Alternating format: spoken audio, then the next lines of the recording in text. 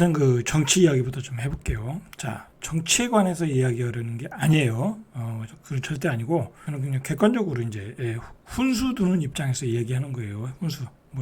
좀 좌파도 아니고, 우파도 아니고, 부동산과 연관돼서 이야기하는 거예요. 그리고 최근에 부동산 시장 시황과도 연관이 좀 되어 있어요. 윤석열 정부가 들어서서, 이제 그 부동산 정책을 보면은, 전면적 규제 완화를 했잖아요. 전 지역의 완화, 강남 3구와 그리고 용산구 빼고는 다 규제 완화를 했잖아요. 그래서 이제 뭐 뒤에서 얘기하겠지만 이제 분양권 전매도 가능해졌어요. 이제 1년이 지나면은 뭐 지방은 말할 것도 없고, 자 그리고 재건축 규제 완화도 다 해줬어요. 그냥 뭐 50년까지 다 올린다고 그러고, 뭐 안전진단은 뭐 생략하는 것도 많고, 뭐 아주 과거 좌파 정부에서 생각할 수 없는 파격적인 정책들을 했어요. 뭐 저는 뭐 그거에 대해서는 찬성해요. 뭐 규제 완화를 해줘야 서울시 아파트에 공급이 되니까 중장기적으로, 그래서 가격이 안정되는 거니까, 자 그건 뭐 잘했다고 봐요. 그 규제 완화라는 측면에서 어차피 재건축 재개발 해야 될 거 아니야, 그죠? 어차피 서울에 살아야 될 거고, 사람들은, 많은 사람들이. 그러니까 당연히 빨리빨리 이 규제 완화해서 주거 단지를 만드는 게 중요하다고 봐요. 자, 그래서 규제 완화를 해줬어요.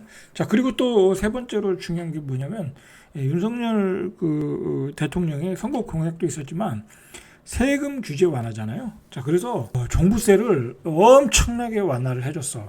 종부세를. 자, 그것은 조금 너무 과하다고 할 정도로 완화를 해줬어요. 자, 그런데 자 그러면은 자 우리가 한번 생각을 해봐야 돼요. 윤석열 정부를 지지한 사람들은 뭐 기본적으로 좌파들은 예를 들어 지지를 안 했을 거고, 우파들은 우파들은 뭐 기본적으로 윤석열 정부를 지지하는 측이고, 그러면 이제 결국은 그 캐스팅 보드가 중도잖아요. 중도. 그 사람들이 결국은 뭐 집값의 급등 막 그런 거 환멸을 느껴가지고 좌파 정부에서 윤석열 후보를 지지해서 대통령으로 만들어준 거예요. 결국은 집값 급등이 윤석열 후보를 대통령으로 만들었다. 뭐 저는 그렇게 생각해요. 뭐 다른 부분도 있겠지만 그 부분이 컸다라고 봐요. 자 그러면은 그걸 그렇게 지지했던 사람들의 입장에서는, 어떤 그 캐스팅 보드가 되었던 사람들 입장에서는 당연히 집값에 대한 그 뭐랄까요, 그 사람들이 가지고 있는 집값에 대한 불만을 해소를 해줘야 될 거 아니야. 집값이 거품이 빠지길 원하는 거잖아, 그죠? 버블이 빠지는 걸 원하고, 개인적인 소득으로 집을 살 수 있도록 그렇게 집값이 자리를 잡도록 원하는 건데, 어제 봤듯이 그 중위소득이 서울에서 집을 살 수 있는 게 100채 중에 3채밖에 안 된다. 선택할 수 있는 폭이 3채밖에 안 된다. 주택 구매 물량 지수를 보니까 주택 구매 심리 지수, 그거는 한 뭐 200 정도 되고, 그러니까 뭐 빚을 자산과 빚을 다 내도 살 수 없는 상황이라는 거야. 현재 가격이. 뭐 그건 당연히 원희룡 장관도 분명히 지금의 현재의 집값은 고평가되어 있다, 아직도 거품이 많다라고 본인이 이야기했잖아요. 그러니까 정부가 바라볼 때도 지금 집값은 고평가되어 있다고 이야기를 하고 있어요. 자, 그런데 중요한 거는 그건 립 서비스라는 거야. 실질적으로 정부가 규제 완화를 해주고, 정부가 피는 정책은 집값을 이렇게 뭐랄까요, 더욱 그 정부를 지지했던 사람들이 원하는 가격대가 아니라는 거야. 일단은 전면적 규제 완화를 하는 바람에 분양시장이 그냥 뭐랄까요, 서울의 분양시장이죠. 서울의 분양시장이 그냥 오늘도 이제 휘경동의 디센자이라고 할게요. 그냥 편하게. 그 디센자이가 50몇 대 1 나왔잖아요. 분양가가 싸지 않잖아요. 거의 10억에 가까운 돈인데, 그죠? 쫙 강북에 굉장히 교통이 먼데, 사실 그렇게 선호하는 지역 아니에요. 거기 선호하는 지역이 아닌데, 무슨 이유인지 몰라도 최고 150대 1, 평균 51대 1 그렇게 나왔단 말이야. 분양가가 싸지도 않은데, 제가 어제도 얘기했지만 10억을 현금 들고 그걸 분양받은 사람은 없을 거다. 아마 대부분이 사가지고 융자를 내고 살면 집값이 오르겠지 하는 그런 좀 낭만적인 생각과, 그 다음에 1년 뒤에 전매 제한이 되니까 1년 뒤에 팔면 되겠지 하고 분양을 받으려는 사람이 있을 거다. 왜냐면 이제 전매 제한이 가능하다고 하니까, 전매 제한이 풀렸다고 하니까, 분양권 전매가 가능하다니까.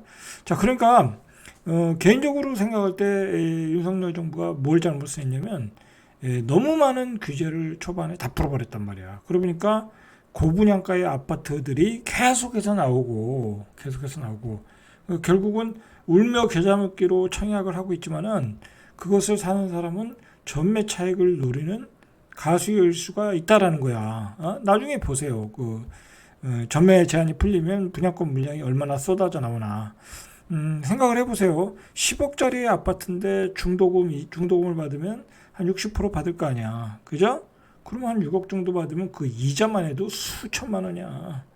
그러면 그 이자 내고 그다음에 입주할 때 잔금 대출 받고 그게 쉽지 않을 거란 말이야.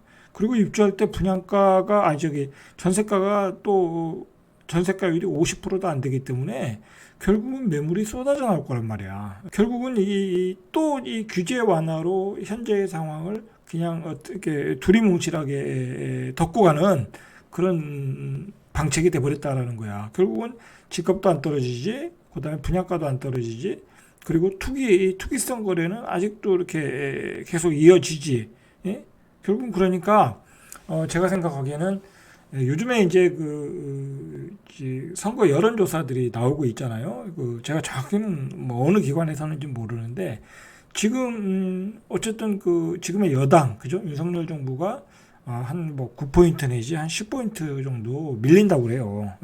자, 저는 개인적으로 생각할 때 제가 굳이 이렇게 객관적으로 제3자 입장에서 볼 때는 이 서민의 입장에서는 서민 또는 중산층의 입장에서는 윤석열 정부가 들어서서 나아진 게 하나도 없다라는 거야. 뭐 당연히 이제 집값은 뭐 별로 떨어지지 않았고 체감적으로, 응? 체감적으로 떨어지진 않았어. 분양가도 그렇고. 자, 그리고 두 번째로는 물가가 폭등했잖아. 그죠? 물가가 폭등했잖아. 금리를 바짝 올려가지고 물가를 잡았어야 되는데 금리는 그냥 천천히 올리고 미국 올리는 거에 비해서는 천천히 올린 거잖아요. 우리가. 나는 서민들 입장에서는 뭐 투자한 게 없잖아. 그죠? 투자한 게 없는데 내가 뭐 무슨 아파트 산 것도 아니고 땅을 산 것도 아닌데 물가만 폭등하는 거야. 그러니까 이 때거리도 해결 안 되는, 그리고 자영업자들 대출만 더 늘어나고, 응? 자, 뭐 뒤에서 이야기하겠지만 그러니까 서민들이 굉장히 지금 오히려 윤석열 정부 들어서 뭐랄까요, 더 상황이 악화됐다라는 거야. 근데 부자들은 예를 들어 제가 뭐 빈부의 차이를 갈라치기 하는 건 절대 아니에요. 저는 그냥 현재의 상황을 이야기하고 현재의 왜 여당이 지지율이 떨어지는가, 그게 왜 부동산과 연결되는가를 여러분들한테 이야기하는 거예요. 뭐 이런 얘기하면 싫어하는 줄은 알아요. 싫어하는 줄은 아는데 중요한 거는 현재의 상황을 우리가 객관적으로 파악하기 위해서는 우리가 좀 알아야 되고 알고 있어야 된다라는 거예요.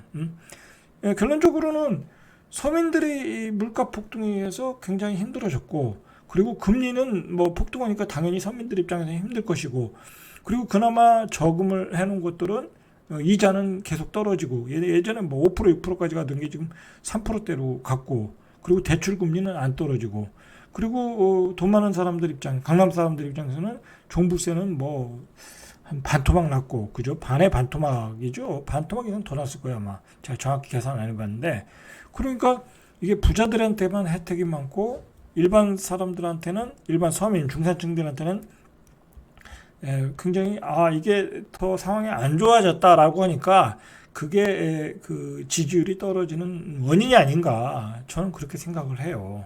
자, 이런 부분을 지금 여당은 해결하지 않고서는 제가 보기에는 국회의원 선거도 쉽지 않아. 지금 생각을 제가 피부로 느끼는 게 있잖아요. 피부로. 그걸 참고를 좀 하셔야 돼.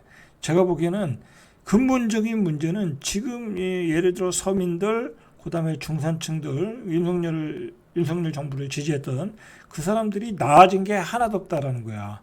자, 그러니까 그 원희룡 장관이 멋쩍은 얘기만 하는 거야. 집값은 아직도 고평가돼 있다고 립 서비스만 하는 거야. 실질적으로 하는 것도 하나도 없고. 그러니까 서민들은 벙찌는 거야. 휘경동 디센시아가 한 10억 가는데 야, 10억, 강북에서 10억짜리가 무슨 50대 1, 150대 1이 나오냐? 이해가 안 가는 거야, 이해가. 그 옆에 기찻길까지 있다는데. 예? 기찻길 옆 오막살인데. 예? 옛날 누가 기찻길 옆에 누가 집을 사요? 그죠? 그 시끄럽고 소음 나고 그 고압선 지나가고 먼지 나는 곳에 누가 집을 사냐고. 그런데 거기에 10억이라는 거야. 이해가 안 가는 현상이 벌어지고 있는 것은 정부의 너무 풀린 규제 완화. 자, 그리고 정부가 너무 많은 규제 완화를 서울을 확 풀어버리니까 지방시장은 오히려 더 죽었잖아. 그죠? 그렇다고 지역균형의 문제는 또 해결도 안 됐어.